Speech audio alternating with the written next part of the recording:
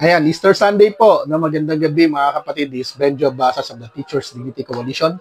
Sasagutin lamang po natin yung tanong ng isa sa ating mga kapatid po. Sabi niya, Sir Benjo, good PM po. Tama po ba na hingiin ng aming school head ang aming whereabouts sa panahon ng 30-day uninterrupted vacation? Kasi yun daw ang sabi ng DepEd order. Pero bago ko po sagutin yan, paalaala po no, doon sa ating mga miyembro ng TDC.